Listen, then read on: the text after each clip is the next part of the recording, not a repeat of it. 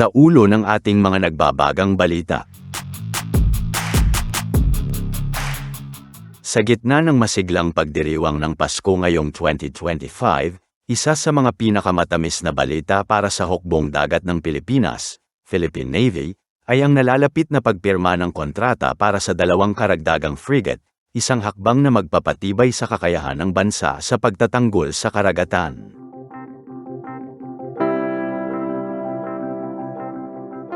Ayon sa ulat ng Naval News, isang Notice of Award, NOAA, o pagbatid ng pagkakaloob ng kontrata ang opisyal ng ibinigay sa HD Hyundai Heavy Industries ng South Korea.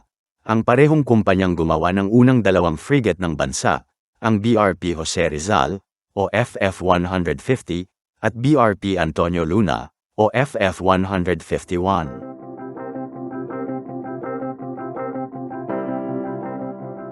Ang 2 bagong barkong ito ay inaasahang kabilang sa HDF 3200 class, na kilala rin bilang Malvar class frigates, ipinangalan kay General Miguel Malvar, isang bayani ng himagsikang Pilipino.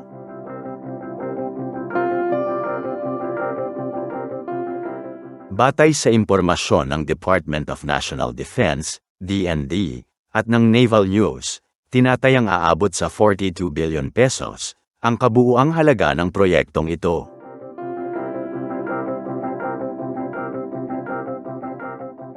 Narito ang pagkakahati-hati ng budget ayon sa Procurement Monitoring Report ng DND noong Hulyo taong 2025. Ang frigate, full complement, kasama na ang mga platform at launchers, na aabuti ng higit kumulang 34 billion pesos. Sunod naman ang weapons and systems upgrade, sa Lot 1, kabilang ang surface-to-air missiles at 35mm ammunition, kung saan tinatayang aabot sa 7.97 billion pesos. Sa kabuuan, aabot ito sa 41.97 billion pesos, o humigit kumulang 42 billion pesos.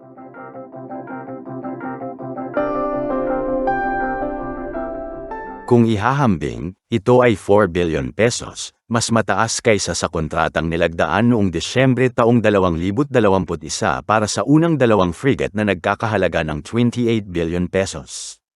Ang pagtaas ng halaga ay sinasabing dahil sa inflation sa loob ng 4 na taon at sa karagdagang sistema na isasama na agad sa bagong mga barko.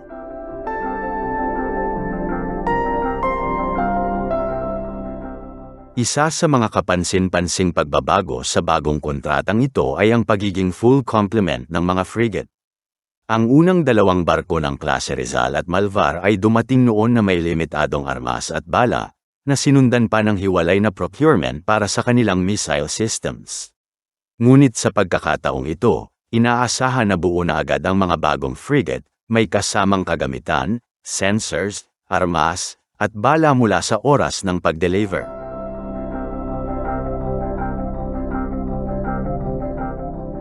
Ibig sabihin, hindi na kailangang hintayin pa ang karagdagang kontrata bago sila maging ganap na operational. Ang mga bagong frigate ay maaaring agad gamitin sa mga misyon sa karagatan sa sandaling sila ay maihatid sa Pilipinas. Ito ay nagpapakita ng mas maayos na pagpaplano sa AFP Modernization Program, partikular sa Second Horizon Revisions na tinatawag ngayong Re-Horizon 3, na tumututok sa pagpapalakas ng naval deterrence capability ng bansa.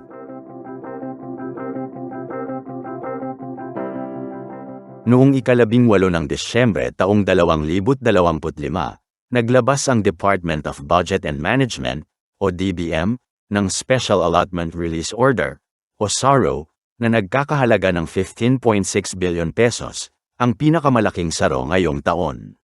Bagaman hindi pa nakasaad ang eksaktong detalye ng pondo, malaki ang posibilidad na kasama rito ang paunang bayad, down payment, para sa mga karagdagang frigate.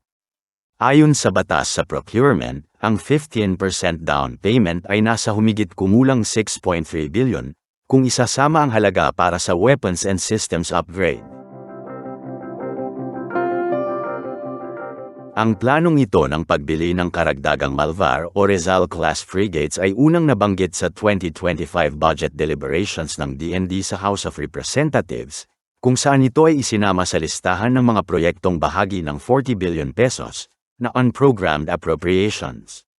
Ipinapakita nito na matagal ng bahagi ng long-term modernization goal ng bansa ang pagkakaroon ng karagdagang modernong frigates upang palakasin ang maritime defense posture ng Pilipinas, lalo na sa harap ng patuloy na tensyon sa West Philippine Sea. Dahil parehong disenyo ang gagamitin para sa mga bagong frigate, inaasahang mas mabilis na matatapos ang konstruksyon, kumpara noong una pa lamang binubuo ang Jose Rizal class 3 taon na ang nakalilipas. Kung noon ay umaabot sa halos 3 taon bago maihatid ang unang 2 frigate, posible ngayong mas maagang ma-deliver ang mga bagong barko marahil sa loob lamang ng 2 hanggang 2.5 taon. Ito ay malaking tulong sa Philippine Navy Fleet Command, na patuloy na pinapalakas ang offshore defense capability ng bansa bilang bahagi ng Archipelagic Coastal Defense Strategy. Sa kabuuan, ang proyektong ito ay hindi lamang simbolo ng pagpapatuloy ng AFP Modernization Program, kundi patunay ng lumalalim na ugnayan sa pagitan ng Pilipinas at South Korea sa larangan ng defense technology. Sa pagdating ng 2 bagong frigate, magiging mas handa ang Pilipinas na protektahan ang teritoryo, bantayan ang Exclusive Economic Zone, o EEZ, at tugunan ang mga hamon ng modernong maritime security sa Indo-Pacific region. Sa gitna ng pagdiriwang ng Pasko, tunay na maituturing na isang malaking regalo para sa bansa ang bagong kontratang ito, regalo na magpapatatag hindi lang sa ating hukbong dagat, kundi sa buong sistemang pangdepensa ng Republika ng Pilipinas.